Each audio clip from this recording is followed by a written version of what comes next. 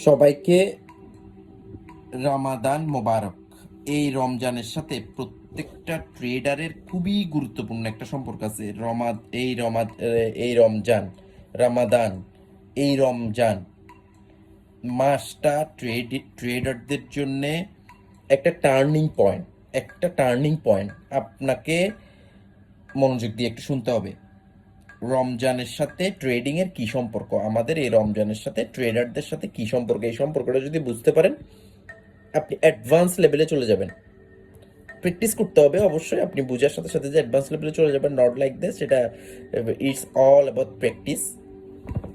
তাহলে রমজানের সাথে ট্রেডিং এর সম্পর্কটা আমি একদম ক্লিয়ারলি আপনাদেরকে বোঝানোর চেষ্টা করি। সেটা হচ্ছে রমজানের মধ্যে সবচেয়ে বেশি প্র্যাকটিস করতে হয় কোনটা? ধৈর্য ধারণ করা। ক্ষুধা লাগছে, ধৈর্য। কাউকে গালাগালি করতে ইচ্ছা করতেছে, ধৈর্য। কোনো জায়গায় গুটিবাজি করতে ইচ্ছা করতেছে, ধৈর্য। কোনো জায়গায় অন্যায় কিছু করতে ইচ্ছা করতেছে, ধৈর্য, সবর। গীবত করতে ইচ্ছা করতেছে, সবর। মানে সব জায়গায়, প্রত্যেকটা জায়গায় যে যে জায়গার মধ্যে যা যা করলে আমাদের নিজেদের ক্ষতি হবে, আমাদের পাড়া প্রতিবেশীর ক্ষতি হবে, আমাদের আত্মীয় স্বজনের ক্ষতি হবে, এই জিনিসগুলো আল্লাপাক যেগুলো নিষেধ করছেন ওগুলো থেকে বিরত থাকতে হবে। Right? Just like that trading এর মধ্যে সবচাইতে গুরুত্বপূর্ণ বিষয় হচ্ছে ধৈর্য ধরতে পারাটা।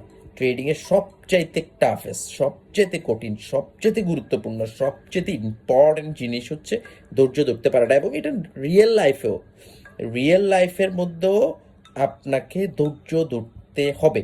এই ধৈর্য জিনিসটাই পেশেন্স মিনস আনলিমিটেড পাওয়ার। আপনি আনলিমিটেড পাওয়ারফুল হতে চান, সো ধৈর্য জিনিসটা সম্পর্কে পড়াশোনা করুন। ধৈর্য জিনিসটা কি এটা বুঝতে শিখুন। এটা যদি বুঝতে না পারেন, ধৈর্য জিনিসটা সম্পর্কে যদি ক্রিস্টাল ক্লিয়ার কনসেপ্ট না থাকে, তাহলে আপনি নট অনলি ট্রেডিং না অনলি, রিয়েল লাইফেও আপনি অনেক বেশি স্ট্রাগল করতে হবে। আপনাকে প্রত্যেকটা সেক্টরে আপনাকে অনেক বেশি স্ট্রাগল করতে হবে। So if you want to be the unlimited powerful person, learn about patience. ধৈর্য সম্পর্কে পড়াশোনা করুন। Thank you trader. রমাদান মোবারক।